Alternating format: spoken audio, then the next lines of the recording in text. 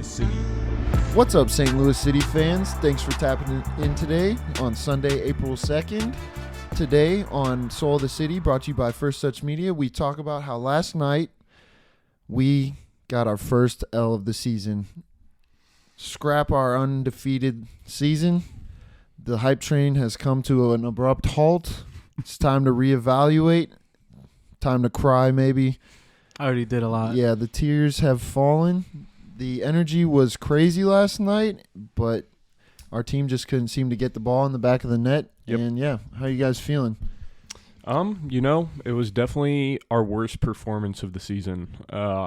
Looking at our midfield and our forwards, there's just no one. It seemed like no one had a good game, No one was creating. Yeah, it was kind of a hard game to watch, I'm not going to lie, compared to the first five. Yeah, you were at the stadium, right, Mickey? I was at the stadium, and I had more fun screaming unthinkable things at the substitutes for Minnesota than I did watching the game. It really was a snooze fest of a game, and to be held to no goals at home is kind of embarrassing. Yeah. I will say that I think that refereeing was kind of embarrassing, but I'm kind of a biased opinion, and, I had some beer in me, so the ref was catching just as many strays as those substitutes were. I'm not going to lie. I think there were some calls that definitely went in our favor. But, suspect refereeing, I guess, overall. When is it not? I think we've just been so used to having a clear home field advantage from the referee that this guy came in and just didn't show any leaning either way. But, Yeah, I guess, it is what it is. Yeah, for sure. Do you guys hear about the supporters that got kicked out for standing the whole game up in the top section? If I didn't kicked out for the stuff that I was screaming at the top of my lungs, then those guys definitely didn't deserve to get kicked out by the cops. They really went and got the cops on these kids. Yeah, so I guess on Twitter I saw that there are these supporters that got kicked out of the game for standing the whole time, is what it said at first. But apparently they were allegedly cursing and there were kids around and stuff. So it's not entirely clear what happened, but the St. Louis Fan Van account, they brought some banners into the game, and those were taken away. So, two questionable actions taken by St. Louis City's, stadium operators. And we're big fans of the Fan Van. I think that's one of our main Twitter interactions. Mm-hmm. Twinteractions. Sorry, folks. Nah, I just feel like you should be able to stand if you want to stand and watch the game. Like, you're at a sporting event. Like, you paid for it. That's what I'm saying. Like, I get to do what I want. Like, I don't know about the kids. I don't know how true that is, because I thought I saw some things that were saying that it wasn't true. Like, that they were the ones being rude and, like, ignorant. But it's a he said, she said thing. Yeah. This might be an unpopular opinion, but if you don't want your kids to be around a bunch of cursing adults, don't bring them to a 7:30 sports event at the #1 world's drinking capital. Like, we drink so much beer. I don't know what you expect. It's not going to be a censored audience, that's for sure. It's a fiery, passionate game, and bad words are sure to slip out. Obviously, if these dudes were cursing out literal children, then that's a problem. That's and different. We'll take back what we say, but from what it sounds like, they were just having a good time trying to be passionate and stand. Yeah. And I guess it makes sense on the one hand, where if no one in the section is standing and one, a few seats are, it kind of sucks for the people behind them. But other people were standing in the section. It's not like it was just them blocking the view of a bunch of people, and that was the whole rest of the stadium in the lower levels were standing. You didn't sit the whole game. We sat maybe at halftime. Yeah, so it's just weird. It's just a weird situation to hear about. And it just sucks that all the standing and everything didn't help the team. Yeah, we came out strong. We were loud. Well, no, I'm saying the fans came out strong, was loud from the get go, but I don't think it helped the team until the end. Sorry, at the end, when we were down, and that was a different story. We'll get to that, but we didn't come out strong, I feel like. Yeah. So getting into the game, the first real clear chance was that Loon header that Jake Nerwinski crossed the ball and Lewin got up and headed it, and the ball hit the crossbar and went out. So yeah, that was definitely the first chance of the game. That was pretty much the story of the game. Yeah. You know? Yeah, that was a good chance. He did everything perfect. Heading the ball back from where it came from as a goalie, like you kind of just stuck like looking at it like a rainbow. Sorry for if you didn't hear that, like a rainbow, but just so close. This guy's seeing butterflies. Hey, that's just like flashbacks of being a goalie. Like I've dealt with that. Like yeah. it sucks. You're just stuck. I'm not gonna lie. If I had watched this game from my couch at home, I probably would have fallen asleep. Yeah, I mean, other than that header and a couple, long shots, there wasn't really that much going on in the first half. I think we were the better team first half, Mm-hmm. but like it wasn't by much. Yeah. Like, it wasn't anything crazy. It was just you could tell it was two good teams just waiting for the other team to show their weakness. It was a chess battle for pretty much the whole first half. There wasn't a lot of. They weren't going all out on attack. We weren't. I mean, we kind of always go all out on attack, but that link-up play that we're used to seeing in the middle, just you would see it for about 2 seconds, and then a wrong pass would be made or an extra pass would be made instead of just hitting the ball. I mean, from what we've seen this season, if you just hit the ball, something good might happen, but if you just keep passing it back to their defense. Yeah. So we lined up in our 4-4-2 formation. We had Vasilev Leuven in the middle with Stroud and Ostrak again. And, I like that formation, but against Minnesota's low block, I just don't know if maybe it was the right call. We had two guys up top, Klaus and, Joachini, and it just looked like they were kind of stranded. Like you said, like the midfield just wasn't building up and connecting with them. And the low block that Minnesota set up was definitely just frustrating. Our what a team, lame way to play soccer. Yeah, I mean, hated it's it. a scared way for sure. It's terrible. Like, and to leave with 3 points from it, it's just. But I feel like even though we lined up as a 4-4-2, we didn't play that. Like we played a 3-4-3 basically. Yeah, that's true. Because Nelson was part of the midfield the whole game. So it was just Nerwinski, Hebert, and Parker in the back. Mm-hmm. And then it kind of looked like Leuven was kind of like a free roaming. Like he would go from the midfield out to the wing on the right side. So that's why I put him at the 3 with Gio and Klaus. Klaus being the number 9. And I feel like that was the reason for that was obviously try to spread the defense because of the low block. But like the best things we got were the Leuven header and then the other Leuven shot from like top of the left box. Yeah, like, I don't know what minute was that. The 36th minute. Yeah, 38th, and that actually came from John Nelson making a really good overlap run down the sideline outside the box, and it just drew both defenders that were on Leuven, and he just touched the ball inside and tried to curl it, but yeah, he obviously didn't score. Still waiting on him to get his shot straightened out. I think he'll be very dangerous once he does, but I hope so. Waiting on it. Yeah, I mean, he definitely has some promise. Because it was an okay shot, but he had plenty of time to really bury that. He didn't really pick a corner. I mean, he could have hit it low and had a better chance, I bet. Yeah. But it's hard to say. It's hard to say. Hindsight 2020. We're all just here saying like we would have scored it. I mean, personally.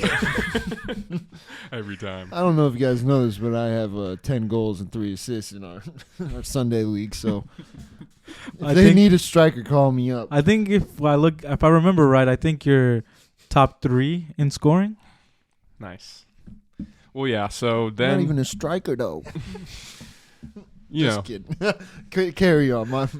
My apologies. I'm definitely a striker. So, at halftime, we ended the half 0-0. They had no shots on target. Yeah, just a terrible half. I mean, Ostrak looked poor.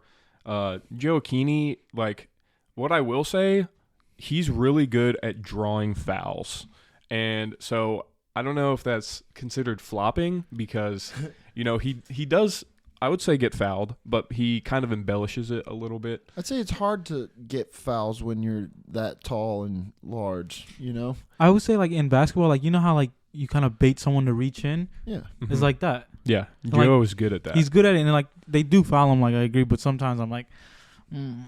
Well, and it's it's definitely frustrating to get fouled, but the only way that you get the foul called is if you go down, you know? So Yeah. sometimes you just feel it's the product of the system. It's hard to deal with, especially when you're like 6 feet tall and 170 something, you know? Yeah, and I mean, he is shifty. You know, he can move the ball away from defenders' feet. So that's just another reason that he gets fouls. I want to ask a question, maybe start a narrative now that our Czechoslovakian brother isn't here with us. What do you guys think about Ostrak? He hasn't been looking very good. Last night was not good. And in the game before against Salt Lake, I mean, that first half he was just losing the ball, it seemed like, all the time. In this game, I don't even know what he did with the ball. I mean, to be fair, he had some good passing plays maybe towards the start of the second half. Yeah, that's what he's supposed to do. You Yeah, know? but I mean, it looked like maybe a third of the time at most he was successful. I don't know. I don't want to hate on him. He's just been disappointing me lately. And I don't know. That's why I feel like I'm not convinced. It's not just him. I feel like I'm not convinced with Stroud and Ostrak.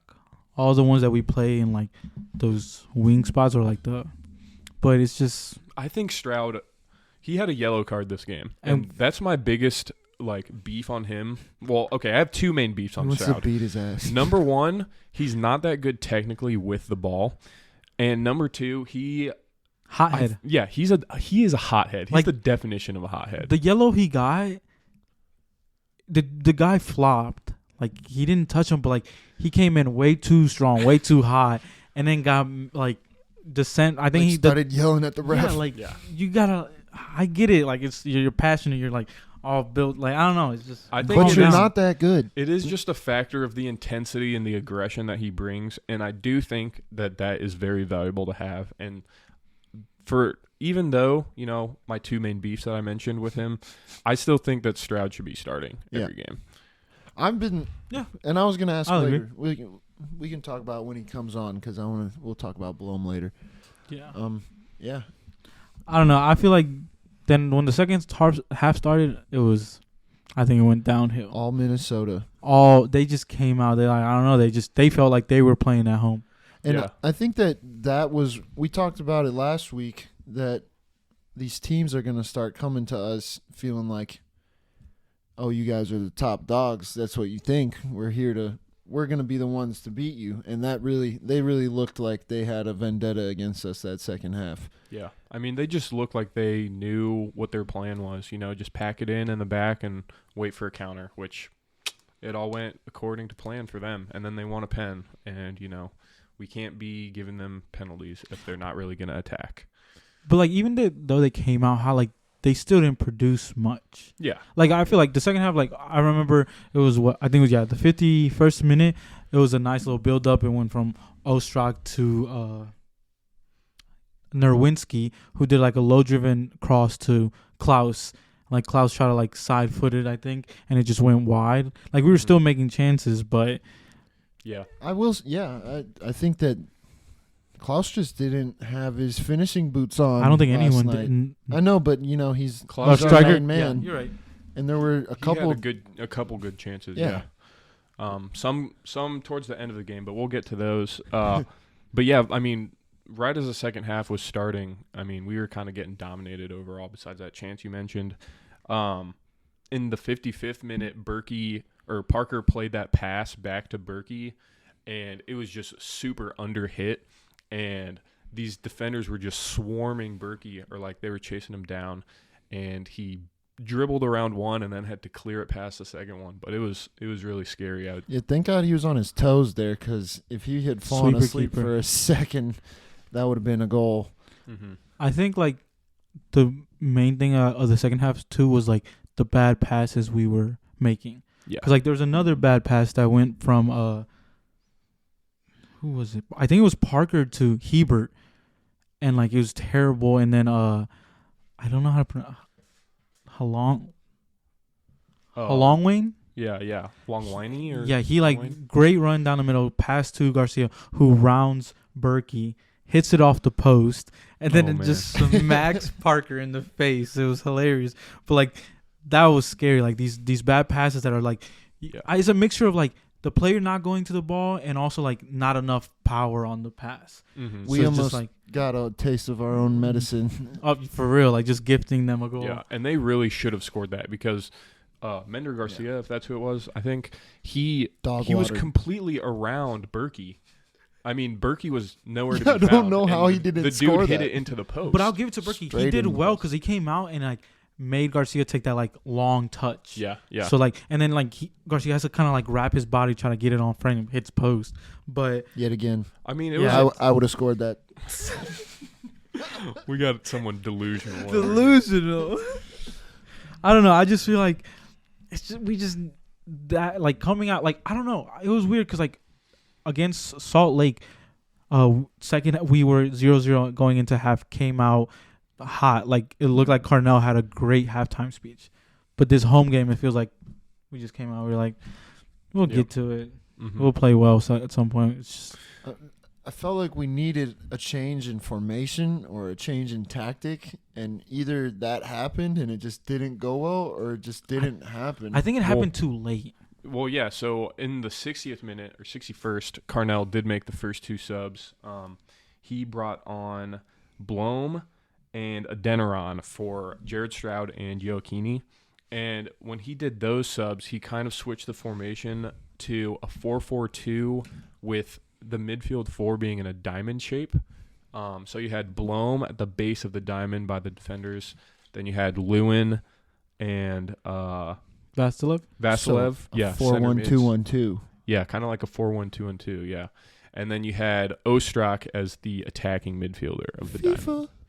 So How do you feel about that? I liked it. Would you have moved anyone around? I feel like wouldn't you? I don't know. I feel like Vasilev would have been better at the yeah, I think that at the 10. if it was me as the coach, I would not have had Ostrak as the attacking mid. I would have had Leuven or Vasilev, like you said, because they kind of like they can create more than Ostrak can. I think, at least from what we've seen so far.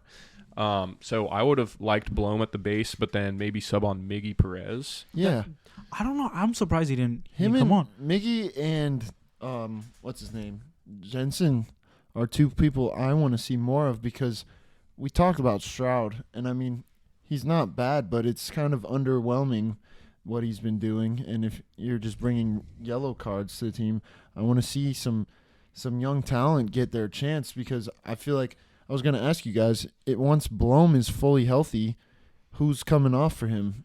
And I think Ostrak needs to be benched, but I also think Stroud is not too far off of Ostrak. I think Vasilev and Leuven have been showing that they can handle the ball.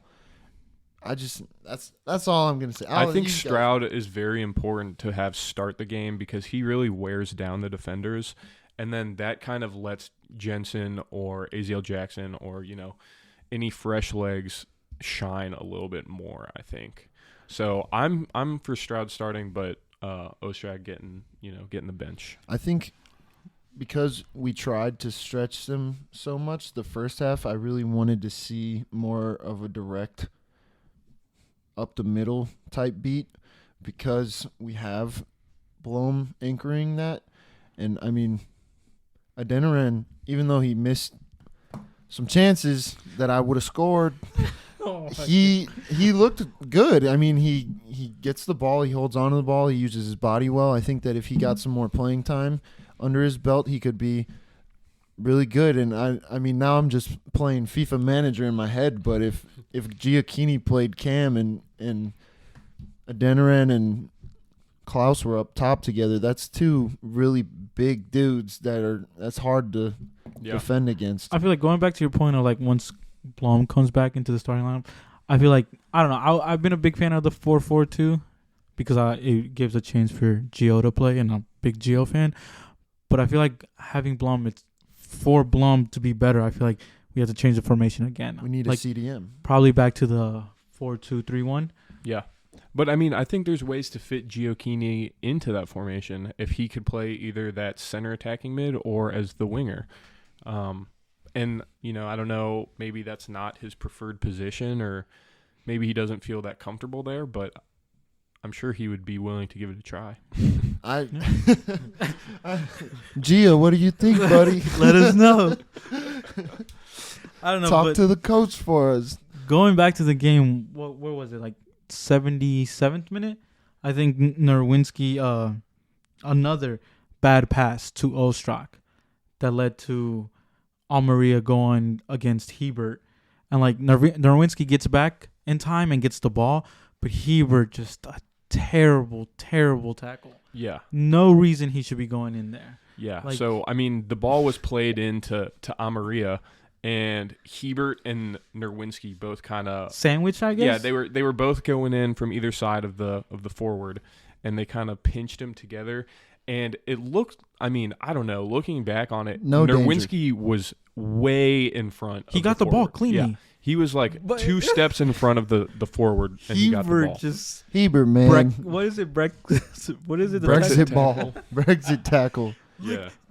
I mean, it was just a dirty no ball. foul. I don't know if I'm remembering this right or not, but like I feel like the ball was like, I would say like 2 to 3 feet ahead. Yeah. When Hebert makes the tackle. I don't know what you were doing in Canada, man, but you need to leave that shit across the border. But that's the thing. Like I think he had an amazing game.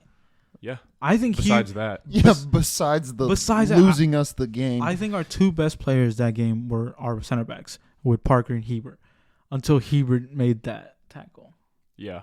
What a horror show of a tackle. Yeah. I can't get it out of my head. And honestly, it kind of looked like we should have given away a PK or 2 earlier on in the second half because, I mean, Leuven had a foul in the box. Well, they didn't call it a foul, but, you know, he knocked someone over. It was pulling their jersey. But, like, he fell forward when someone pulled his jersey. Like, it's weird. It's a lot of... He was flopping. That's it. There was some contact in the box a couple times. And there was that contact with the header with Klaus. How can like, you yes, he bent forward down to head the ball, but like getting he still pulled got hit in the face. Yeah. There was some argument as well that St. Louis City should have had a penalty. But, I mean, yeah, like you said, he was kind of bent over, head down towards... Waist level, do you think? Yeah, like, so... You're putting yourself in a dangerous play, so it's kind of on you, I feel like. They can't really call a dangerous play foul if he's causing it, you know. But that Hebert tackle just leads to a penalty. Yep. This the first PK we giving up, right? Yep. Because we won one, yeah. It's funny because, I mean, he should have known that was a clear penalty, but that man got up and was swearing his innocence like he was in front of God. I promise. Like, hand on the Bible, I did not foul that man. And the whole stadium was like, That's not a penalty. Like, he sold it so well. Like, until I saw the replay, yeah, I was like that. I was at home. We didn't get to see the replay, so we're just like. But once that replay showed, death threats at the ref, and sorry, you go. Like, you were what? Not actual death. You should have gotten kicked out. I would like to make a statement. First of all, I know that I would not score any of those goals. They would hit the post or go way over the goal. Second of all, no death threats were made to anybody except the substitutes of Minnesota. I don't know. I just feel like once I saw the replay, you knew VAR was going to give it. Yeah. You didn't even need VAR for it. Yeah, he called it on the field. And, I mean, it was the right call, unfortunately. And then they scored it. Yep. Almeria steps up. And then, what did he do to our fans? No, before that. Not even before he got to hushing or saying, well, I can't hear you. Terrible, bottled, Cristiano Ronaldo. Oh, Ronaldo? Yeah, he tried to the hit Suey? the Suey. Terrible. Did he really? Yeah.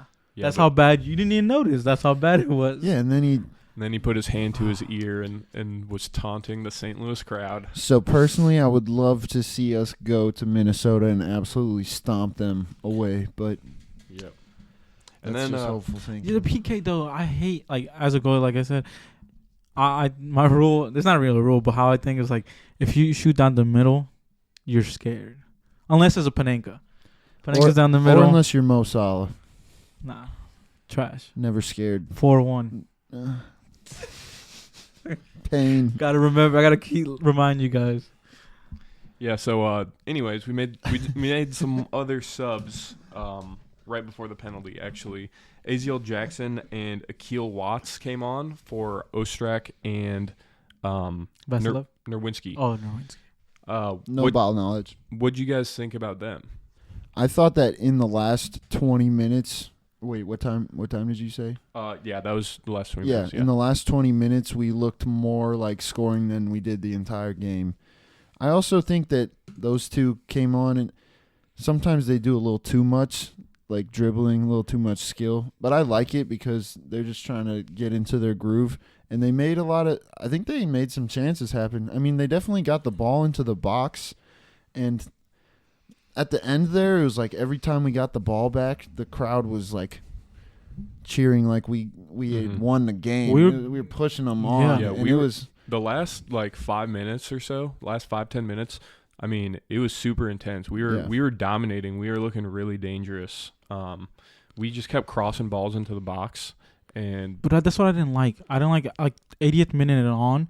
It was just like long, deep balls into Klaus and Adeniran.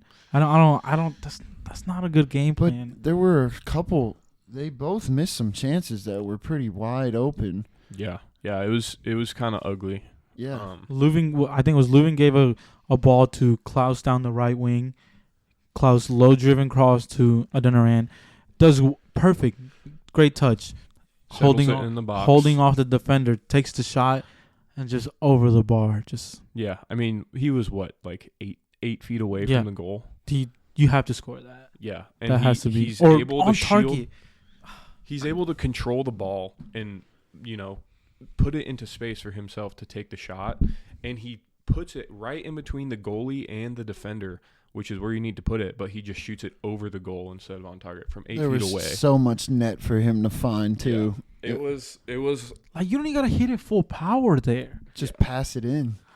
It's easier said than done, obviously, because you would have scored it, like you said. But for sure, that one for sure. I would have fake shotted it top left and then roofed it top right. You know what I'm saying? Yeah, I mean, no. Even besides that chance, I mean, Leuven had a cross to Adeniran, who hit it over the bar off the header. Then Jackson. And then like a minute later, Aziel Jackson crossed it to Klaus. Another big miss. Yeah, it was right on his head. Wasn't and he his just night. puts it wide. Yeah, it was just. But I feel like it wasn't our night in a lot of sense. Like the players couldn't get the last shot. The passes weren't there. I think Carnell and his tactics, or I don't know, the subs weren't. I don't. It's not. They weren't inspired. But it's not that the subs. I think it was also like the squad he brought. I feel like Celio should have been there. Yeah. I feel like he would have been great off the bench. But and not bringing him Pedro, I feel like I would have brought him on for like the crosses, especially if we're doing crosses. Nelson was playing so attacking. I was kind of surprised that he didn't bring on Pedro. But to be fair, I thought Nelson and Nerwinski both played. No, yeah, amazing. Game. Nelson had some good crosses. But if you're bringing on someone to cross, like I feel like he would have been a good option. It's just it didn't go our way. Part of me thinks that maybe the team was a little complacent and that the crowd was a little complacent and that we kind of just came to the game expecting a win.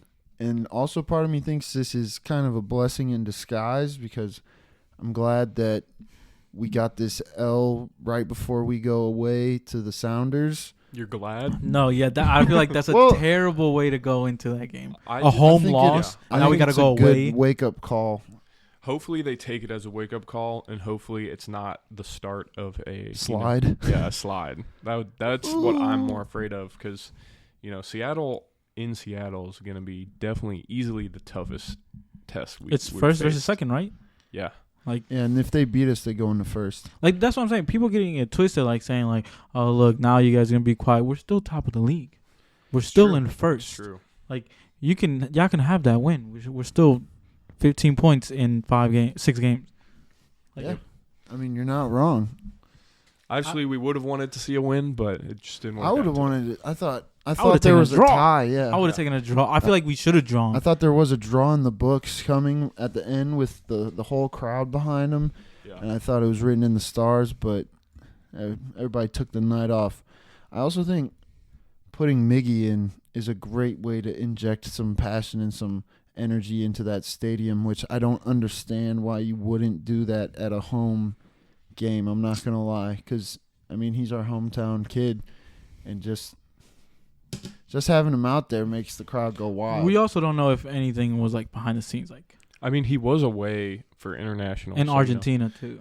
Like Yeah. he was That's a like good point. He might have been tired or got home late or something. Or had homework. Because he's a high schooler. Studying for a Yeah. big test. He has the ACT next week. still playing for our team, which is crazy. That's crazy. Yeah. But you could choose their team, our team, whoever you want. Who's your MVP, would you say, of last night? For our team, I think that Parker had the best game, but that's only because everyone had a terrible game. So, I mean, I'm I don't with know. You could say Amaria because he scored the winning goal, But, I like, guess. We weren't talking about them. No, yeah, I even with the loss, You're a traitorist. I feel like Parker in total just had the better game of everyone. Mm-hmm. Yeah, I Like, feel he like did he have was a- consistently energetic, consistently competitive. He had that one yellow in I think it was the second half. It was a clear yellow. Clear yellow, grabs the ball and says, "Get up, get up!" It's hilarious, but you want that from your center back. Mm-hmm. But that's why I also have him as my MVP. Like, Yeah, me too. That man is built like an action figure. I wouldn't want to mess with that guy. every time there's an aerial duel, I'm not scared. I'm like, we're winning this one. Have you He's gonna guys win this. seen his social media stuff where he No. puts on nothing.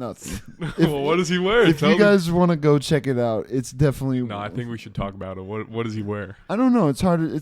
I don't know if it was like a Halloween thing or like.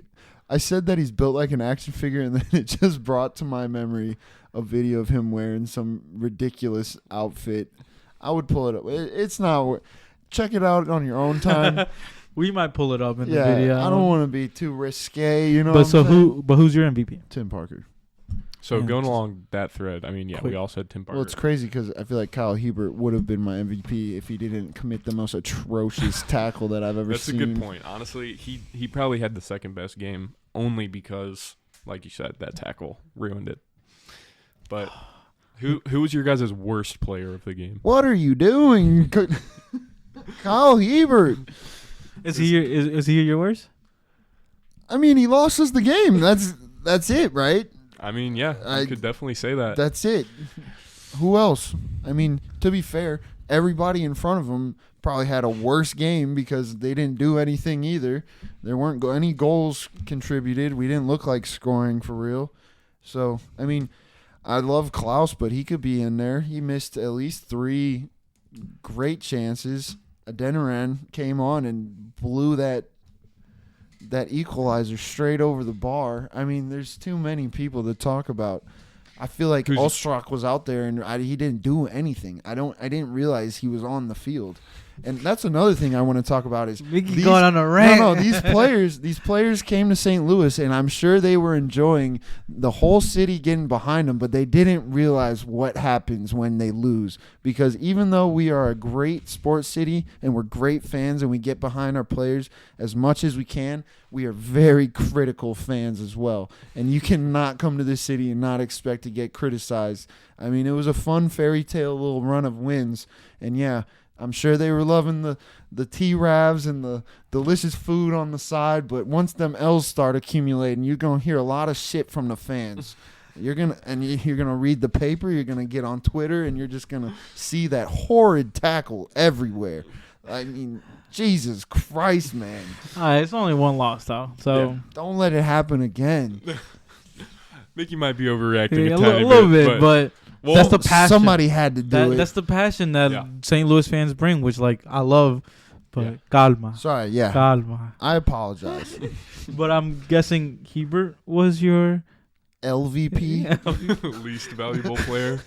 I Who's feel yours, like Marlon? Mine's is. I feel like it's weird. It's Gio as a player. That's who I was going to say. Like, too. Yeah. I just don't. I feel like Klaus did the same thing. Like, he didn't do anything either. It's just Gio was just not going to the ball. Like, he just didn't have a good game. Yeah, Like, he did. He not had to come show, off like. He did not really show the hustle that we kind of associate with our team. He was 67% accurate on passing, which is not really that good. No successful dribbles, dispossessed 3 times, won 0 tackles, 40% ground duels, and only 25% aerial duels. He's a Gio hater. I like Gio, Not just kidding. but I he think- had a bad game. He I did. think Gio has more of a role to play. It's hard for me to describe it because Klaus's role is target man, finisher, poacher, I feel like. But when Gio's game is off, it's more noticeable because he's not contributing anything. Like, Mhm. he's not moving the ball well. He's not holding the ball up well. He's not scoring. At least Klaus had his chances, and he brought the ball down and got the ball into their third more often. And he didn't finish his chances, but at least he had chances. I don't think I saw a single time where Gio But Yeah. looked like Klaus did scoring. have like a lot. He had a whole 97 minutes. That's Gio did. I don't know. Sorry. Well, I was just gonna say Klaus had .26 expected goals, which isn't that great. Gio had no expected goals. It was 0. And how long was he on the field? It's like 60 minutes or something. I And just you're feel a like striker. I personally Gio hater. Gio hater. I'm saying because I don't know. I feel like I would have liked to seen Adeniran and Gio What? because I don't like the long ball header play style. I think that got us the most attempts on No, because goal the in one whole game. Adeniran's chance wasn't across I think- a long ball like that. I think that for St. Louis to be able to break down a low block like that, you need Gio to be playing well, and it wasn't working out this game. I mean, he's our most creative player besides maybe Lewin. Put a different cam, like put a cam in instead of Yeah. Gio. I there. Ostrak playing that cam also wasn't Yeah, the right move. That's why I really wanted to say our VP or whatever was Carnell. I feel like the the- LVP was the whole team. the tactics weren't there. The subs weren't like the greatest. The squad selection wasn't the great. I don't know. That's why I feel like he was technically. I liked that he tried to adapt. I like that he changed the formation, and he kind of changed our striker profiles up. I think that he tried. I just don't know if I don't know. If, I think it was the players You want a more cookie? than the coach. I think the players just weren't running as hard, Yeah. and they weren't connecting their passes that they had to connect. And it's just weird. This performance of being a home game. It kind of Yeah, looked it like sucked. That's not how a home game should be. That's an away performance. Yeah, it yeah. sucked. It reminded me of the last away performance we had that first half. Against Salt that Lake? reminded me of the whole game Yeah. at home. I mean, honestly, that's a really good point. I think the first half in both of those games were the same. There were like no chances. We were And playing scared, just passing the ball around, and we weren't really pressing that well. it really makes me wonder about the 4-4-2. I was That's- loving the 4-4-2 for like the first 2 games. We're 6 games in. I'm being very No, critical. but I kind of agree. I think the 4-2-3-1, I think having the extra midfielder, and like I said, if Giochini can play in the 4-2-3-1, I'm all for it.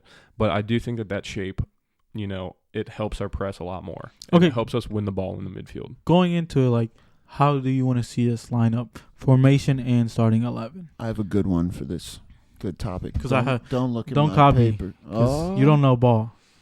I do know where you live though, and I can hurt you. Okay. I think it would be really interesting to see the 4-4-2 diamond again. Tell us why. Another Real Madrid propaganda. Oh, yeah. Well, so obviously Zidane won a Champions League with Real Madrid using this formation. So, Cheated. Who?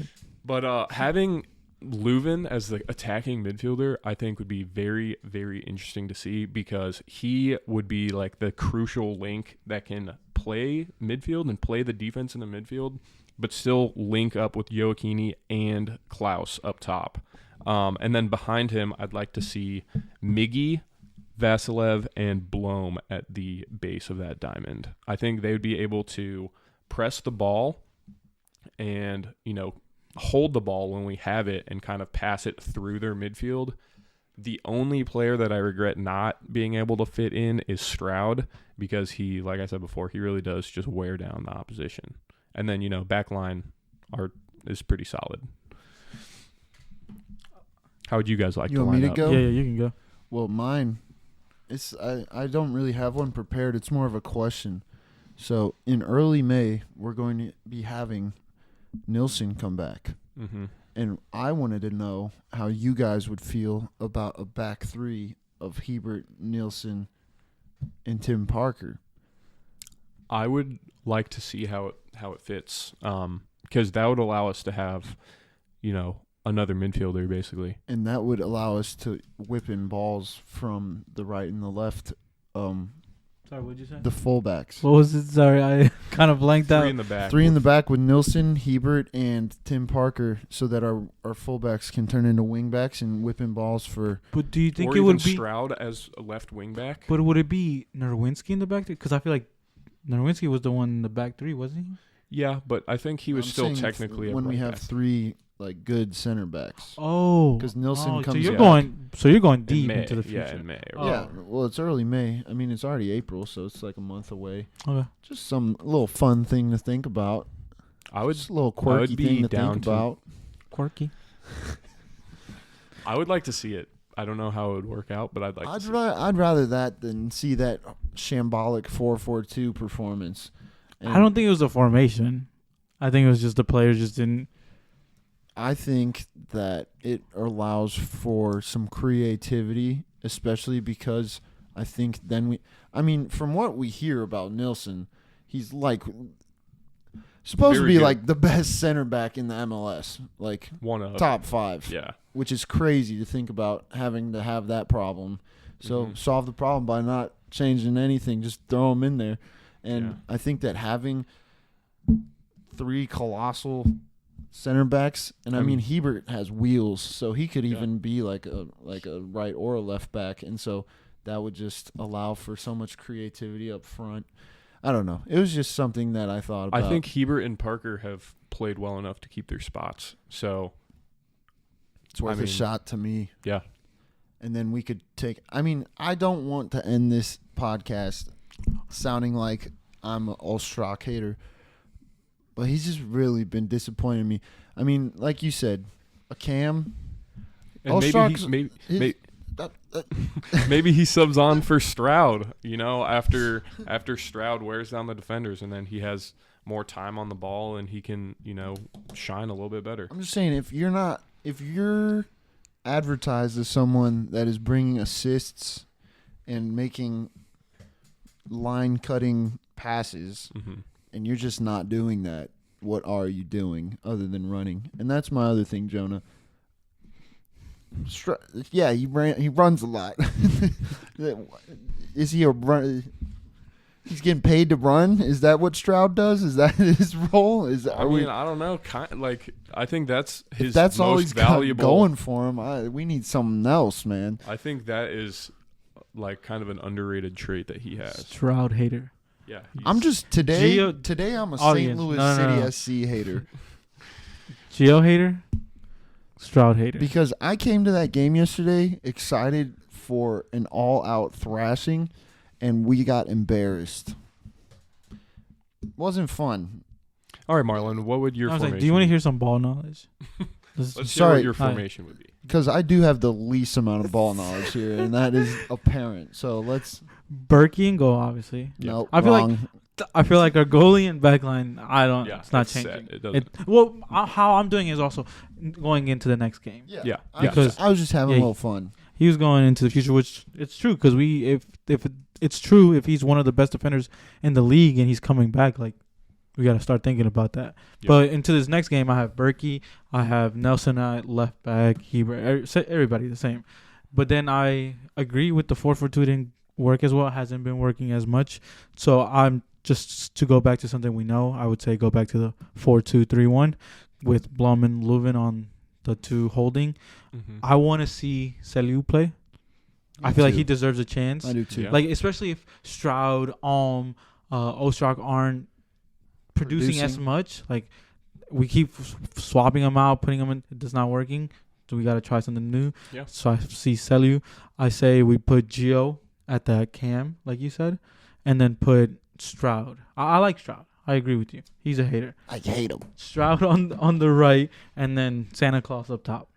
Yeah. I think that would be a good look. It'd be good against Seattle. I'm little scared, slightly scared. I'm gonna go I'm with a full blown 1-1 draw. terrified. Celio looks really hungry when he comes off. Every time he has the ball too, it's like Yeah, he looks like he's he will create something or he's going to die trying. With- That's what it looks like when With he has the teeth ball. like that, all you want to do is munch. You just want to shine. Did you say he's a munch? No, he wants to munch. He's not a munch. Unless he wants to be, he can do whatever he wants. But against Seattle, any prediction? My last prediction did not go well. You're telling me I had us winning yesterday 3-0. I had us winning like 5-1. But also, He's saying oof like he probably didn't have like a 4-1. I think I predicted. I did a conservative one, and then I did like the 5-1. So But for Seattle, away, undefeated, still? No, they've. No, I think they're undefeated. Let you check. Yeah, but I think they're undefeated. I think Morris Minnesota has lost too. No, Minnesota's undefeated. They had two draws, And 2 wins. two wins, but now they have 3. I think that Seattle has 3 wins and 1 loss. Yeah, Seattle has 4 wins, 1 draw, 1 loss. Okay, but still, they're in second, first against second, playing away. How do you have us coming out? I think we take this road game as a challenge after we get a little bit embarrassed at home. I don't know. I think there might just be a draw. I could see a 2-2 draw. I want to say we're going to win. I'm going to want to say that every week. But yeah, I'll go with what your 2-2 heart draw. says. I'm going to say it's going to be a 2-1 win. Wow.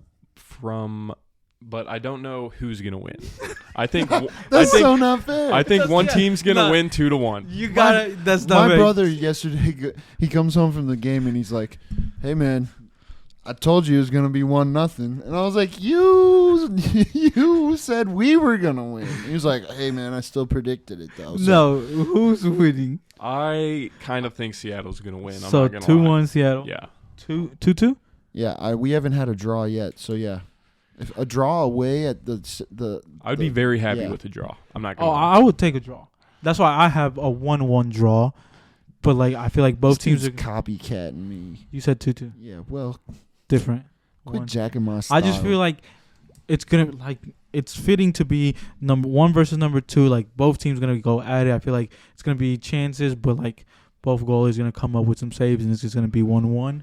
That's what I think is gonna happen. or we might just get demolished.